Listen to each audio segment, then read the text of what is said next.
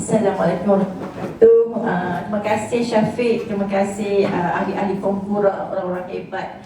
Ya, insya-Allah ada saham pahala untuk mereka sebab mereka berusaha untuk meninggalkan sesuatu yang manfaat untuk kita semua. Alhamdulillah. Okey, salam kenalan. Nama saya Syakira Mahdin, lebih dikenali sebagai Cik Kira. KYRA, yang lama sikit. Dekat Threads ada, dekat TikTok ada, dekat FB ada. Saya nak kongsi tentang buku saya, Suami Limited Edition. Okey, sebelum start soalan, kalau Allah beri peluang kat kita hari ni, nak tak tukar suami?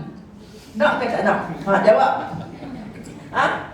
Tak mau tukar? Okey, Alhamdulillah. Mungkin kemungkinan ada yang senyum, ada yang gelak, semua ada kan? Tapi cuba fikir pula, kalau saya tanya, kita tanya soalan tu kat suami kita, agak-agak apa dia berjawab? Kan? Macam orang kampung saya kata, it takes two to tango. Kalau seorang tak jadi. Okay?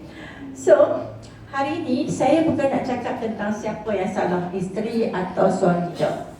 Saya kadang-kadang saya cuma nak bagi tahu, bila saya tulis buku ni, kebanyakan buku saya tu dia bila saya dapat masalah, saya buat buku.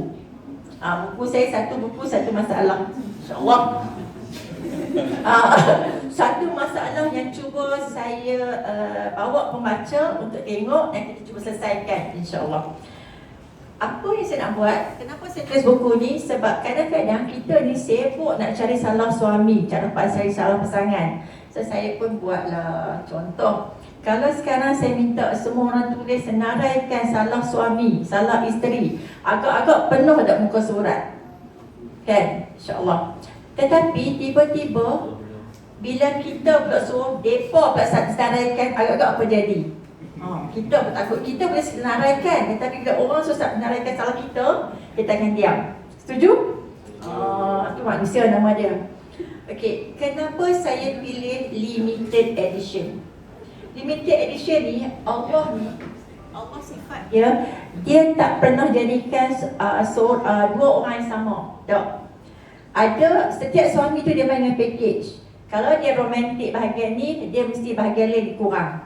Setuju? Dia tak ada lah tall, dark and handsome, semua lagi segok tu tak ada. Ada yang pendiam, ada yang pandai masak tapi bahagian lain kurang, tapi tak nak bagi hadiah anniversary tiap-tiap tahun tak ingat. Tulis dalam diary macam mana pun dia lupa. Okay, so setiap seorang daripada kita ada nilai yang tidak boleh diganti. Sama juga isteri, tapi saya selalu guna isteri kiriman Tuhan. Maksud dia isteri tu Allah bagi kat suami tu supaya dia sabar. Tu prejudis kan, bias. Okay, saya nak kongsi satu kisah.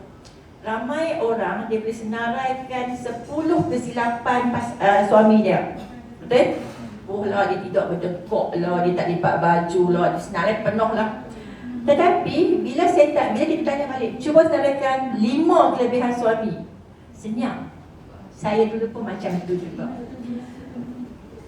Kenapa? Sebab kita terlalu biasa baca buku yang terlalu orang kata terlalu, kalau cerita orang putih tu kan, semua nak Mr. Perfect. Setuju? Dia bagi bunga, dia kaya, dia semua. Kan? Sebab kita dah dimomok dari kecil macam tu. Cinderella pun handsome, Shrek tu pun semua tu kan. Okay. So, semua ni berlaku apabila saya diuji dengan kanser. Saya seorang cancer survivor. Saya seorang the real proof wanita tanpa limpa, empedu rahim dan payudara. Tahun ni tahun ke-12 saya meraihkan ujian kanser. Ayat dia meraihkan. Saya menyantuni dia bersama suami saya lah. So apabila saya diujian kanser, pandangan saya berubah. Saya mula sedar sebenarnya bahagia tu bukan apabila pasangan kita sempurna. Bahagia tu apabila dia tidak tetap memilih nak duduk sebelah kita juga. Jadi apa-apa kita sama-sama. Okay, so highlight kat sini, cerita ni pun nak keluar rumah. Highlight kat sini, mungkin isteri tu diuji kanser, sakit, tetapi diuji adalah suami. Allah kan dia akan uji yang mana paling sayang kan. Okay, so tenang. Okay, so bahagia tu apabila seseorang tu dia tak pilih nak duduk masa kita walaupun kita dah botak, Ni sampai lah ni, walaupun 12 tahun ni, kening saya dia tak tumbuh, dia sekerat ni. Kemo kan. Okey. Apabila dia sama-sama sanggup, bayangkan seorang wanita tak ada tak ada breast dan tak ada rahim. So dia sebenarnya tak function lah. Sepatutnya lah kan, logik akal. Tetapi apabila dia masih pilih untuk stay, kan, dia stay tu kat situ lah, hilanglah habis yang tak romantik tadi semua tu. Okay, itu isu dia. So, apa yang saya tulis ni saya nak beritahu, saya nak kongsi. Saya bersyukur sebab suami saya masih ada. Apa jadi kalau orang di luar sana, you all cuma akan sedar suami itu begitu berharga apabila suami dah meninggal. Ingat tak ramai orang pernah kan, bila bawa gaduh, bila suami dia bilang, oh dia dulu tu arwah baik orangnya. Ayat tu kat sini kan.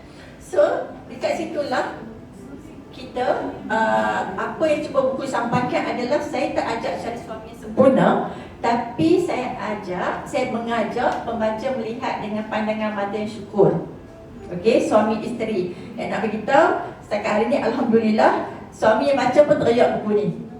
Bukan isteri yang teriak tau, suami yang teriak tau. Dan yang masih mencari pasangan tu insya-Allah akan jumpa tak lama lagi.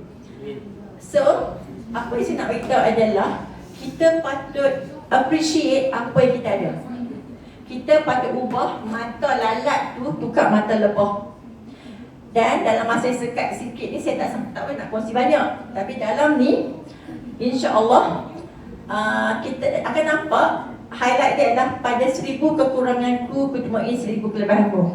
Dan buku ini dia punya di-review oleh Imam Muda Hassan yang bercerita yang ada website pasal rumah tangga tu, Super Daddy yang tak kahwin lagi walaupun dah lama isteri dia meninggal dan anak yang autism, dan juga Tuan Zamri Muhammad. Ni buku ni dia punya review lah, Alhamdulillah. So sebenarnya buku ni ditulis lepas saya menyantuni ujian kanser. Saya lihat ada isteri yang diceraikan apabila diuji dengan kanser. So message dia adalah kita sama-sama menyantuni ujian ini. Yang sakit adalah isteri, yang diuji adalah suami dan sahabat-sahabat sekeliling, insya-Allah. Ada persoalan tak? Saya ada banyak buku sebenarnya, tapi semua buku satu isu. So bagi tahu saya masalah, saya beritahu buku mana dia baca. Okey, insya-Allah, alhamdulillah. So ada apa pun nak tanya ke? Okey. Boleh jumpa terakhir tanya. Boleh jumpa terakhir. Apa dia boleh jumpa terakhir? Tapi macam itulah.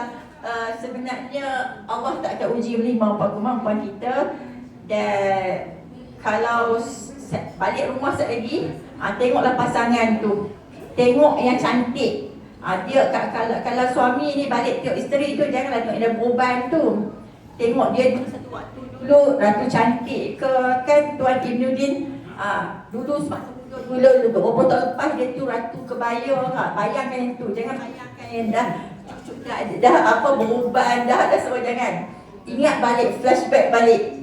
Itulah tujuan saya. Wallahu a'lam. Terima kasih.